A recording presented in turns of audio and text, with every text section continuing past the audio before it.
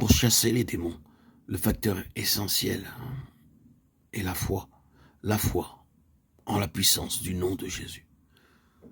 Cette foi est basée sur la connaissance que les esprits mauvais doivent obéir à l'autorité de Jésus-Christ, autorité qu'il exerce aujourd'hui ici-bas par ceux qui sont unis à lui.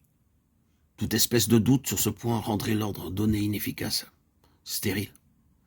L'ordre de sortir est toujours adressé directement à l'esprit en possession, au nom de Christ. Je te commande au nom de Jésus-Christ de sortir, acte 16, 18. Il n'y a pas à craindre que l'esprit chassé entre en celui qui vient de le chasser, à moins qu'il n'y ait un terrain favorable en celui-ci, ou qu'il ne donne son consentement à l'ennemi ensuite de quelque surprise ou quelque ruse. Que les croyants appelés à s'occuper de cas de possession chez les autres déclarent avant d'agir leur attitude de mort au péché basée sur l'œuvre du calvaire, selon Romains 6, 6, 11.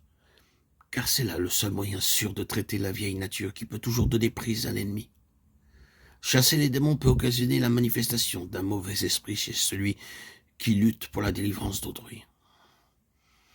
Mauvais esprit qui était resté caché en quelque partie de son organisme à son insu. Lorsque ceci a lieu et que la manifestation de l'ennemi suit immédiatement l'acte du croyant, celui-ci est enclin à croire que l'esprit qu'il vient de chasser l'attaque ou est entré en lui. S'il en est ainsi, il cherchera la délivrance d'une transmission d'esprit supposée et par son erreur donnera un nouveau terrain à l'esprit mauvais, puisqu'il ne cherche pas dans sa vie passée la raison de la manifestation qui le préoccupe. L'imposition des mains par une personne possédée à son insu ne peut davantage transmettre les mauvais esprits.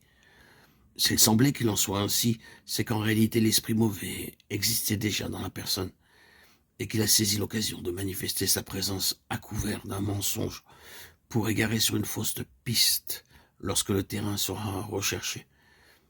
Car toute manifestation d'esprit mauvais en une personne implique une cause, un terrain d'occupation qui doit être immédiatement traité et rejeté. Si une manifestation symptomatique est appelée une attaque, si elle est considérée comme quelque chose qui vient de l'extérieur, il n'y a pas de délivrance à espérer. Il faut que la vraie cause soit découverte. Quelque signification que puisse avoir l'imposition des mains, le résultat doit en être spirituel et être perçu par l'esprit. L'imposition des mains ne doit pas provoquer d'émotions physiques, non plus que ces impressions qui affectent les sens.